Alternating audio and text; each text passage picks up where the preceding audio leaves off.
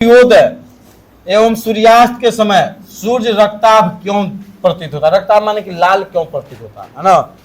तो सूर्यास्त एवं सूर्योदय के समय, है ना, तो सूर्योदय होता है जब सूर्य उगता है, सूर्यास्त जब सूर्य डूबता है, तो उस समय देखना सूर्य ज्यादा लाल दिखाई देता है ना। इसका कारण यह है कि सूर्य जैसे जैसे दिन बढ़ता है और उसे उसे सूर्य के जो है रंग वो बदलते रहते हैं। जैसे हमसे जब दूर रहेगा तो लाल दिखाई देगा, हमके नजदीक आएगा तो सफेद दिखाई देगा, श्वेत दिखाई देगा। जैसे दोपहर में सूर्य हमारे सर पर होता है और बहुत ही नजदीक होता है, इसलिए वह श्वेत दिखाई देता है और ज्यादा कड़ा घामा धूपा लगता है। लेकिन सुबह और शाम में वो हमसे बहुत क्या होता है, दूर होता है, और उससे आने वाले प्रकाश के किरण के जितने भी प्रकाश, जो कि हम जानते हैं कि श्वेत रंग में 7 प्रकाश होते हैं, 7 रंग होते हैं, 7 रंग में लाल रंग का तरंगदैर्घ्य सबसे अधिक होता है, इसलिए उसका प्रकीर्णन बहुत कम होता है और वह हमारी आंखों तक पहुंचता है। जबकि सभी रंग के प्रकाश का क्या हो जाता है, प्रकीर्णन हो जाता है और वो हमारी आंखें तक नहीं पहुंच पाते हैं।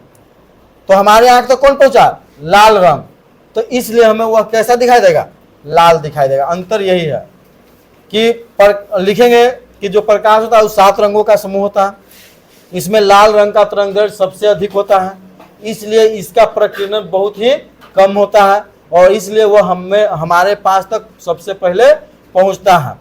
इसलिए हमें सूर्योदय या सूर्यास्त के समय सूर्य कैसा दिखाई देता है, लाल दिखाई देता है। अब जब पहले पहुंचेगा तो लौटू करेगा बाद में, क्योंकि वो दूर तक गिर रहेगा ना। तो ये में होगा कि दिन में सूर्य का रंग समय के साथ बदलता रहता है। जैसे दोपहर में जब सूर्य सिर पर होता है तो उस समय परछाई देखना नीचे होता है, गोर में।